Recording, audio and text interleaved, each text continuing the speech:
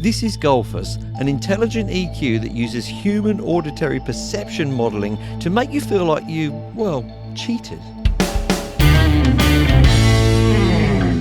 Hi folks, I'm Mike, and I hope you're well. So I've been trying out this plugin called Gullfoss, and I really do believe that it can help you to get the best out of your mixes. However, I do think it's best that you try it out for yourself. So unusually for the beginning of a video, I'm already going to point you towards a link in the description down below, because you can download a trial version of this plugin and find out if it improves your music. Now don't rush away just yet, because I really believe that you can get the best out of this plugin if you just understand some of the fundamentals of what it does and how it does it. So can I start off with a couple of things that I wish I'd known about this plugin before I started stumbling around in the dark with it at the beginning? See, most of the interface is actually made up of a visualization of the changes that the plugin's making to the EQ intelligently as it listens to your music. And we've also got some metering down here as well. But the main controls are at the top here: recover, tame, bias, Brighton, and boost. And the important thing that I didn't understand, it took me a while to figure it out, was that the bias and the Brighton controls don't make any difference until you've made some changes over here to the recovery and the tame controls, okay? So there's no point in fiddling around over here until you've made some changes up here. And it's these two controls that I'm going to focus on in this first section, because these, to my mind, are really the main controls. Now, a quick shout out to Ed Thorne, who's provided the song for this demo. It's Bright Lights. You can find a link to that in the description down below. Now, the recover and tame controls, as I say, are the core controls. What does recover do? Well, recover aims to sort of reveal things that perhaps have been masked in the mix, and it sort of highlights them, I guess, is a good way to say it. The tame control is kind of almost opposite to that. It's going to suppress things that are over dominant according to the algorithm in this plugin. So you've really got two controls there which are going to work in tandem with each other. Now I'm going to play the chorus of the song in a moment. I'm going to play with this recover and this tame control. I'm probably going to make some relatively extreme changes so that you can really hear it. But I think in practice, in real life, you'd probably be quite a lot more subtle than this. So let's have a listen to recover and tame.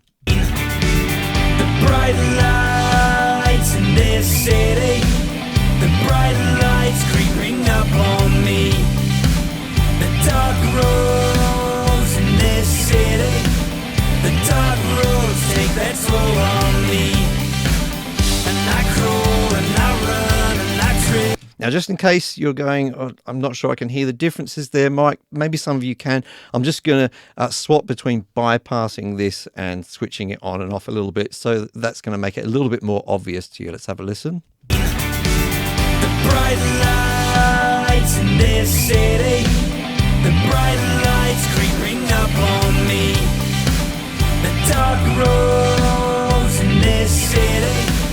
Now, you may or may not think I've gone a bit overboard there, but I feel like it's sort of opened the whole thing up a little bit.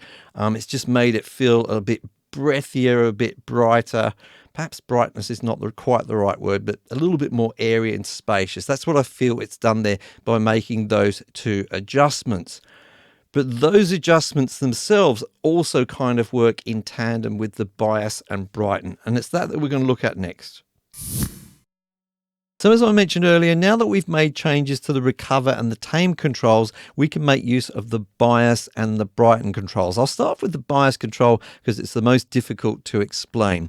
We've already used recover, or we've used the algorithm which is dealing with recovering things to a certain degree. In this case, it's to 129%. Then we've set up the tame, 67% in this case, which is to do with suppressing things which were overpowering things. Now what we're doing is we're taking those two effects, if you like, and we're creating a bias or a preference between one or the other. So that's the best way that I can explain this control. It's really subtle in use. You'll hear it in a moment. It's fairly subtle. The Brighton control is much more obvious, and you should tell from its name what it's going to do. Let's just have a quick listen. I'm going to mess around with it, and then I'll show you the kind of recommended way of using these two. The bright lights in this city, the bright lights creeping up on me, the dark roads in this city, the dark roads take their toll on me, and I crawl Okay, so you can probably hear, really obviously what Brighton can do. It may be a lot more subtle with bias. Don't worry, you haven't got terrible hearing. It really is subtle. So the way they suggest you use this is, we'll go back to 0 there, is, we'll start off at 0. Once you've set up, say, for example, this recover and these tame, it's going to make some differences with these meters that you'll see down here. I'll just play the song again. Look at the meter down here.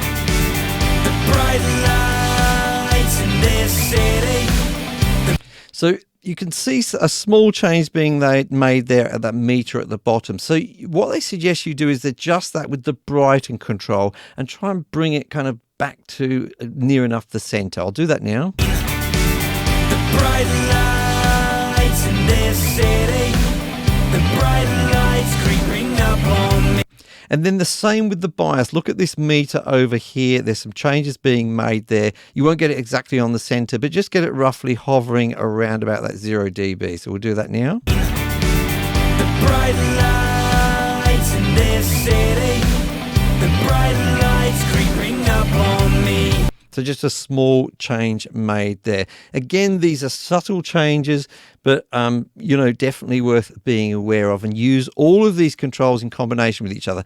Now, the last control that we can see here, which is called boost, is a little bit different. If you've ever had the experience, which you would have had almost every time you've listened to music, of having the bass sound less prominent when you're listening at lower volumes, and then more prominent at lower volumes, I should say the low frequencies rather than bass. That is to do with our perception of sound. What this control allows you to do is adjust that without actually adjusting the volume. So you can create a sort of a more dominance for the low end or the high end without actually changing the volume. Let's just have a listen to that in action. I'm going to use it really extreme, okay, just so you can hear it. Let's have a listen. The bright lights in this city. The bright lights creeping up on me.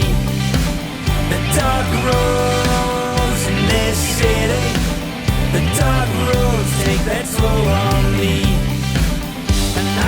So that's the main controls, those 5 controls there for the plugin. Not that complex, but what I would suggest you do when you use it is try to close your eyes when you're messing around with these controls, especially that recover and tame control at the beginning.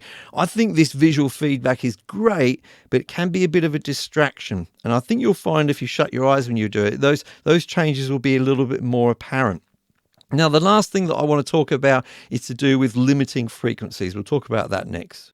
I'd like to ask you a question. Are you finding this video useful? If you are, go ahead and hit the like button for me. Do it right away so that you don't forget. And if you do like this kind of content, make sure you subscribe and ring the bell on YouTube so that you're notified about my other videos. Now, back to this video.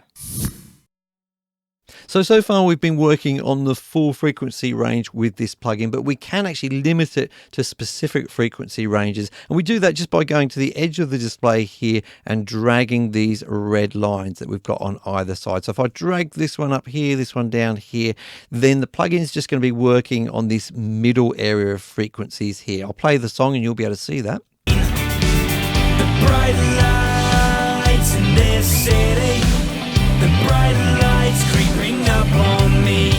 And we could also, for example, do the opposite of that. So only be working in the low end and the high end. To do that, we would just drag these bars across each other like so.